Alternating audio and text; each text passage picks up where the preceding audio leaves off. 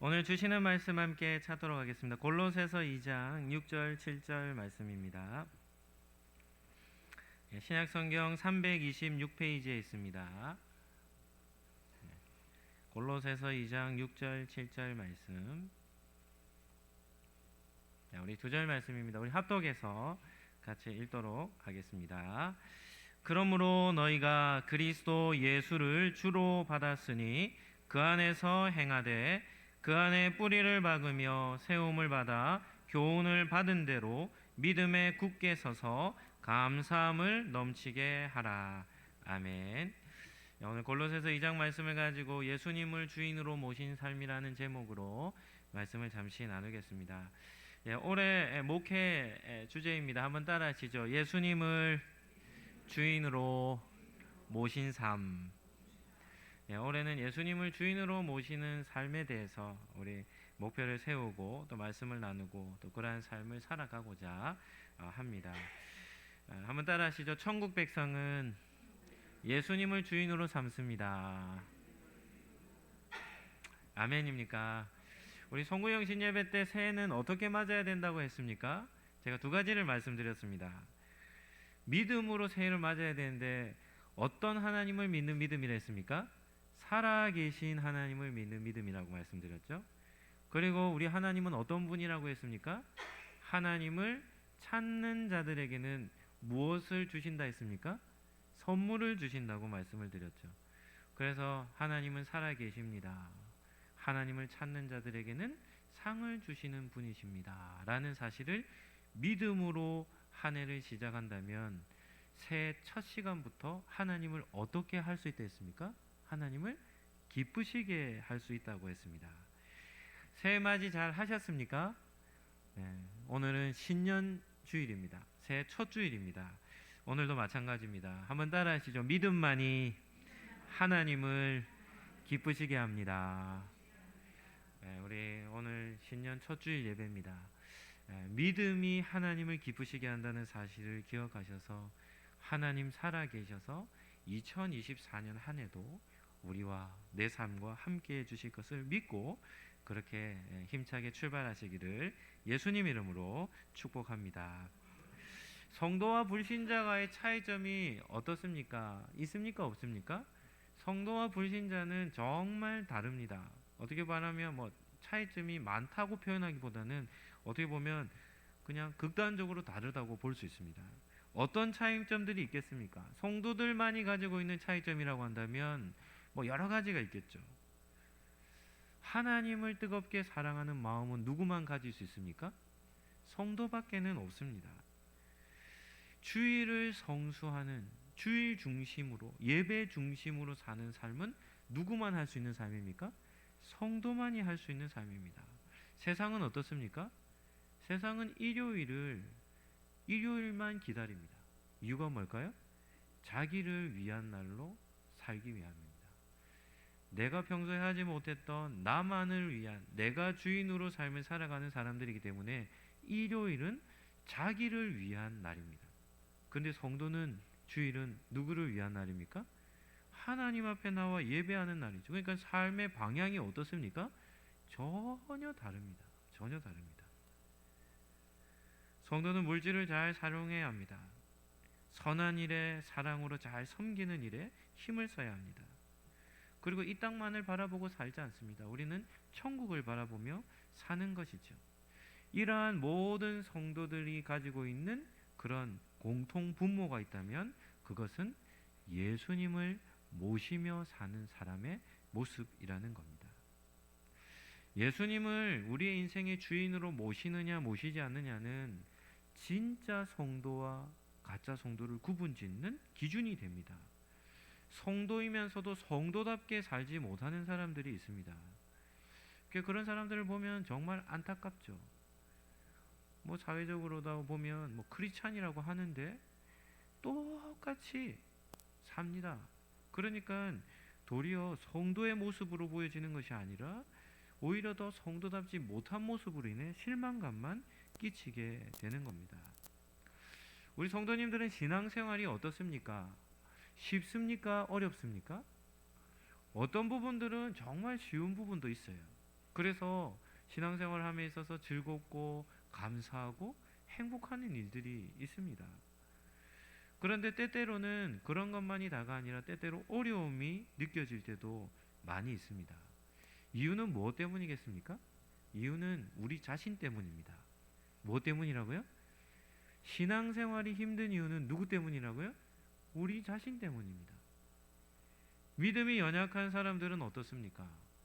세상에 한 발을 딱 내딛는 순간 작은 바람, 센 바람도 아닙니다. 작은 바람만 불어도 믿음이 약한 사람은 어떻게 하냐면 휘청거립니다. 휘청휘청거립니다. 이유가 뭐 때문입니까? 세상은 유혹천지입니다. 유혹천지. 우리가 죄성을 가진 사람이라는 성경의 이해가 얼마나 정확하냐면 모든 사람입니다. 모든 사람은 육체적인 것 유혹을 조금만 딱 건드리면 어떻게 하냐면 넘어져 버립니다. 또 한 가지 강력한 유혹은 물질의 유혹입니다. 물질의 유혹을 조금이라도 어떻게 합니까? 유혹을 받으면 그 자리에 쓰러져 버리는 것이죠. 그래서 믿음이 약한 사람은 세상 앞에 발을 들여놓으면 세상은 물질이 신 아닙니까? 그런 앞에서 자신의 신앙을 버텨내지 못하는 것입니다. 이와는 반대로 신앙생활을 열심히 하는 경우도 있습니다. 신앙생활을 열심히 하는 경우. 신앙생활을 열심히 하는 성도에게도 어려움이 있을까요? 없을까요? 여러 가지 어려움들이 있습니다. 사람은 무언가 공헌을 하면 뭐가 커지냐면 목소리가 커집니다. 어떻습니까? 그렇지 않습니까? 무언가 자기가 공헌을 하면 그 사람은 뭐합니까? 소리를 냅니다. 공부를 열심히 한 사람은 공부 이런 영역의 얘기를 하면 목소리가 커지고, 또 돈을 많이 번 사람들은 돈 버는 일에 얘기하면 목소리가 아주 커지죠. 그래서 자신들이 무언가를 공헌하고 좋은 결과를 얻은 영역이 있다면 어떻게 하냐면 거기에 자기의 자존심이 걸려 있어가지고 그런 일에 있어서는 아주 큰 소리를 치는 겁니다. 그런데 이런 특징이 어디에도 나타나냐면 신앙생활에도 동일하게 나타납니다. 봉사를 열심히 하는 성도가 큰 소리를 냅니다. 이것뿐만이 아닙니다. 기도를 열심히 하는 성도가 큰 소리를 칩니다. 성경을 열심히 읽는 사람이 큰 소리를 치고, 신앙생활을 열심히 한다는 사람들이 뭐 하냐면 큰 소리를 내는 겁니다. 열심히 신앙생활을 하며 양육을 받은 성도들이 양육받기 전과 양육받은 이후면, 양육은 말씀 훈련을 왜 받습니까? 신앙의 성장과 성숙을 위해 받는데, 열심히 양육을 받은 성도들이 어떻게 하냐면 양육을 받고 난 이후에 모습을 달리합니다. 신앙 성장과 성숙을 목표로 하는 것이 아니라 자신의 목소리를 크게 높이는 겁니다. 이런 것들은 다 뭐가 연관되냐면 우리 마음과 연관되어 있습니다. 양육받기 전에는 겸손했는데 신앙 훈련을 받고 나서는 마음이 높아져 버린 것이죠. 그 전에 겸손히 잘 섬기는 모습은 사라져 버리고 주장하는 자세, 이런 자세로 모습이 변질되어져 버리는 겁니다. 예수님의 리더십은 섬김의 리더십입니다. 섬김의 리더십. 마음이 높아진 사람은 섬기지 못하죠. 그래서 높아진 이후에는 더 이상 그런 메시지들이 잘 들어오지 않는 것입니다. 이런 것이 참 안타까운 것이죠. 믿음이 연약한 성도는 연약한 성도대로, 열심히 있는 성도는 열심히 있는 성도대로 여러 가지 다양한 어려움들이 있는 겁니다. 그럼에도 신앙생활에 하는 데 있어서 만병통치약이 있습니다. 만병통치약. 무엇이겠습니까? 올해 목회 주제입니다. 무엇이겠습니까? 예수님을 주인으로 모시면, 믿음이 연약한 자든 열심히 있는 자든 모든 신앙의 문제들이 예수님을 주인으로 모시면 다 해결이 되는 것이죠. 오늘 우리 읽은 본문 한 번만 더 우리 큰 소리로 같이 한 번 더 읽어보시겠습니다. 골로새서 2장 6절 7절입니다. 같이 읽겠습니다. 그러므로 너희가 그리스도 예수를 주로 받았으니 그 안에서 행하되 그 안에 뿌리를 박으며 세움을 받아 교훈을 받은 대로 믿음에 굳게 서서 감사함을 넘치게 하라. 신앙생활에서 모든 잘못되어진 어떤 영역들은 다 무엇과 연관되냐면 우리 마음에 누구를 모시느냐의 문제에 달려 있습니다. 신앙이 연약한 성도들은 세상에 나가면 세상의 것을 주인으로 모시기 때문에 신앙이 흔들려 버리죠. 믿음이 강하고 열심 있는 성도들은 자기 자신이 마음속에 주인으로 자리매김하기 때문에 신앙생활이 변질이 되는 겁니다. 우리의 마음속에 예수님을 주인으로 모시면 이런 모든 문제들이 다 사라진다는 사실을 기억해야 합니다. 신앙생활을 열심히 하면서 겸손을 유지한다. 그거는 100점짜리가 아니라 만점짜리 성도이죠. 열심히 신앙생활을 하면서 마음이 높아지지 않고 여전히 낮은 마음으로 살아간다. 그것이 진정한 성숙된 삶의 모습이 아니겠습니까? 신앙생활하는 데 있어서 제일 주의해야 될 것이 영적 엘리트주의입니다. 이런 영적 엘리트주의는 뭔가 하면 특권의식을 갖는 겁니다. 나는 당신들과 다릅니다. 목회자들도 조심해야 되겠죠? 이런 영적 엘리트주의에 빠지면 자아가 자기의 마음의 중심의 왕으로 자리매김하기 때문에 정말 많은 문제들이 발생하게 됩니다. 그래서 우리의 마음속에 누구를 모시느냐, 자기 자신이 왕이 되어 사느냐, 세상의 것이 왕으로 다스리느냐, 예수 그리스도를 주인으로 모시느냐는 정말 중요한 신앙생활의 생명과도 같은 주제입니다. 한번 따라 하시죠. 저는 아무것도 아닙니다. 이러한 고백이 자기 부인이라는 거죠. 이게 정말 중요합니다. 예수님이 제자들을 부르실 때 뭐라고 부르셨습니까? 자기 자신을 부인하고 자기 십자가를 지고 따르라. 성도의 첫 출발점이 자기 자신을 부인하는 겁니다. 은혜가 아니고는 살아갈 수 없음을 고백하는 것이죠. 그래서 성도는 은혜 의식을 가지고 살아야 합니다. 고린도전서 15장 10절 말씀입니다. 사도 바울의 위대한 고백입니다.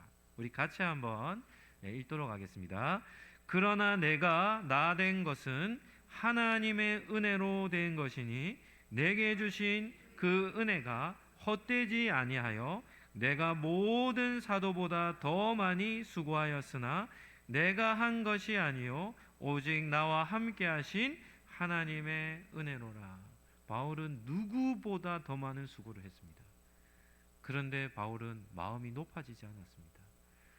내가 누구보다 어떤 사도보다도 더 많은 수고를 했지만 바울이 뭐라 합니까? 그것은 제가 한 것이 아닙니다. 뭐 하고 있는 겁니까? 자기를 부인하고 있는 것이죠. 그 모든 일은 나와 함께 하신 하나님의 은혜로 한 것입니다. 이렇게 고백을 하는 겁니다. 본문 한 절만 더 보겠습니다. 마태복음 19장 30절 말씀입니다. 마태복음 19장 30절 말씀 같이 한번 읽어보실까요? 그러나 먼저 된 자로서 나중되고 나중된 자로서 먼저 될 자가 많으니라. 이렇게 말합니다. 예수님께서 믿음의 세계 속에서 나타나는 아주 분명한 현상을 말씀하시죠. 어떤 현상이 믿음의 세계에서는 일어나냐면 대역전의 현상이 일어난다는 겁니다. 분명 먼저 믿은 사람입니다. 분명 먼저 믿은 사람인데 누구보다도 앞에 서 있었던 사람인데 나중에 보니까 어디에 있는 겁니까? 제일 뒤에 있는 겁니다. 분명 늦게 믿은 사람입니다. 나중에 믿은 사람입니다. 그런데 시간이 조금 지나 보니까 어디에 있는 겁니까? 제일 앞에 있는 겁니다. 믿음의 세계에서 어떤 일이 일어나냐면 역전 현상이 일어나는 겁니다. 먼저 된 자가 제일 끄트머리 가 있고 제일 끄트머리에 있던 사람이 어떻게 됩니까? 먼저 앞장서 있는 모습들이 나타나는데 예수님은 이러한 현상이 어떻다고 합니까? 많다고 얘기하는 겁니다. 이런 일들이 비일비재하게 일어난다고 얘기하는 겁니다. 이런 말씀 한 절이 무엇을 뜻하는 겁니까? 성도는 성도라 할지라도 자기 자신을 잘 모른다는 겁니다. 처음 믿었을 때 그 믿음을 성도는 잘 유지 못한다는 겁니다. 처음 믿었을 때 그 겸손함을 유지하는 것이 뭐 하는 겁니까? 먼저 되는 것인데 그러한 먼저 믿은 사람이 그 마음을 유지하지 못하니까 어떻게 됩니까? 나중 믿은 자가 겸손함으로 그 믿음을 가지고 유지하니까 어떻게 되냐면 앞장서는 일이 발생하게 된다는 겁니다. 이 말은 예수님께서 무엇을 뜻합니까? 성도가 처음에는 은혜 의식으로 시작했는데 이후에는 엘리트 의식으로 빠져버리는 겁니다. 처음에는 겸손함으로 시작했는데 이후에는 교만해져 버리는 겁니다. 그러니까 어떤 일을 합니까? 순서가 뒤바뀌는데 이렇게 뒤바뀌는 현상들이 현저하다는 겁니다. 우리는 먼저 믿은 사람이라면 정말 신앙생활을 잘 해야 합니다. 먼저 믿었는데 나중 되는 것만큼 억울한 일이 어디 있겠습니까? 교회를 정말 많이 봉사했는데 그 봉사한 것이 다 수포로 돌아간다면 그보다 억울한 일이 어디 있겠습니까? 먼저 된 자로서 우리는 끝까지 먼저 된 위치를 우리는 그 자리를 유지하며 살아야 하는 것이죠. 말씀을 정리하도록 하겠습니다. 2024년을 어떻게 출발하고 싶으십니까? 예수님을 여러분의 마음 가운데 모시고 2024년 새해를 또 신년을 또 첫 주일을 시작하시기를 예수님 이름으로 축복합니다. 그러한 마음에 모시는 의식 중에 가장 좋은 의식이 있는데 그것이 무엇일까요? 성찬식입니다. 성찬식은 뭐 하는 예식입니까? 예수님을 마음에 모시는 예식입니다. 그리고 예수님의 십자가를 기억하며 은혜 의식을 다시금 회복하는 것이 성찬식입니다. 신년 첫 주일날 우리 성찬식을 통해서 예수님을 제 마음 가운데 모십니다. 예수님은 저의 인생의 주인이십니다. 라는 이 중요한 생명과 같은 성도의 정체성을 다시금 회복하셔서 2024년을 힘차게 시작하시기를 예수님 이름으로 축복합니다. 우리를 위하여 십자가에서 물과 피를 다 쏟으신 예수님의 은혜와 독생하신 아들까지 아끼지 않고 내어주신 하나님의 무한하신 크신 사랑과 성찬식을 기념할 때마다 마음에 예수님을 주로 인정하며 우리의 자신을 부인하며 살아가기로 마음에 다짐하는 우리 모든 상록교회의 권속들, 가정들 머리 위에 지금부터 영원토록 함께 있을지어다. 아멘.